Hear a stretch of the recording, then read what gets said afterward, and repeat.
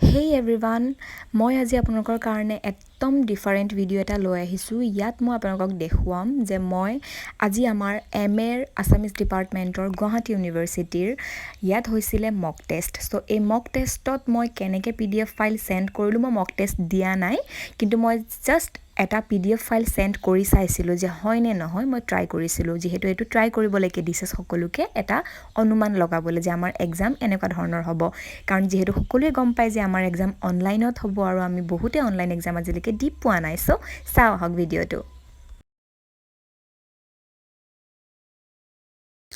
গুগলটো on কৰাৰ লগে লগে প্ৰথমতে আমি ক্লিক কৰিম guwahati.ac.in, যোনটো এইটো ওপৰত আহিছে একদম, সেইটো আমি প্ৰথমতে ইয়াত ক্লিক কৰিম। তাৰপিছত গুৱাহাটী ইউনিভাৰ্চিটিৰ এইটো ইণ্টাৰফেচ ওলাব, আমি ইয়াত ক্লিক কৰিম গুৱাহাটী ইউনিভাৰ্চিটিত। ইয়াত ক্লিক কৰাৰ লগে লগে ইয়াত চাওক চবতকৈ ওপৰত আহিছে OTBE, ইয়াত আমি ক্লিক কৰিম মক টেষ্টত। তাৰপিছত আহিব এয়া ওপৰত চাওক গ'ত ক্লিক কৰিম আমি, mock test portal is now live, ইয়াত ক্লিক কৰিলোঁ। তাৰপিছত আহিলে অনলাইন মক টেষ্ট, ইয়াত ক্লিক কৰিলোঁ। তাৰপিছত এইটো ইণ্টাৰফেচ ওলায় আৰু এই গাইডলাইনখিনি পঢ়ি আই এগ্ৰী কৰি প্ৰচিড কৰি দিব পাৰোঁ। তাৰপিছত আহিব ৰেজিষ্ট্ৰেশ্যন নাম্বাৰ, মোবাইল নাম্বাৰ আৰু ডেট অফ বাৰ্থ, এইখিনি আমাৰ নিজৰ আমি ছাবমিট কৰি দিব পাৰোঁ এনেদৰে ফিল আপ কৰি পেলাই। এইটো ইণ্টাৰফেচ আহে, কেণ্ডিডেট নাম, ইমেইল আইডি, ৰোল নাম্বাৰ সকলো আহে। আমি যাম ডাউনলোড কুৱেশ্যন পেপাৰত, তাত দেখিছে আপোনালোকে MA ফাৰ্ষ্ট, MA থাৰ্ড সকলো আছে, আপোনালোকে এটা ডাউনলোড কৰি চালেই হ'ল। ইয়াত যেনেদৰে ডাউনলোড কৰি আপোনাক গাইডলাইনখিনি লিখি দিছে, ঠিক তেনেদৰে আমাৰ এক্সামৰ টাইমত ইয়াত কি আহিব, আমাৰ কুৱেশ্যন পেপাৰখন ডাউনলোড কৰিব লাগিব। লগতে ইংৰাজী আৰু অসমীয়া দুইটা লেংগুৱেজতে দিয়া আছে। আৰু মক টেষ্টতো আমি কি ব্যৱহাৰ কৰিব লাগিব, 5 MBৰ ভিতৰত আমি স্কেন কৰি দিব লাগিব, গোটেইখিনি ইয়াত আছে। আপোনালোকে ধুনীয়াকৈ পঢ়ি ল'ব, এইখিনি পঢ়িলেহে আপোনালোকে বুজি পাব ক'ত কি কৰিব লাগে, কেনেকৈ এক্সামটো দিব লাগে।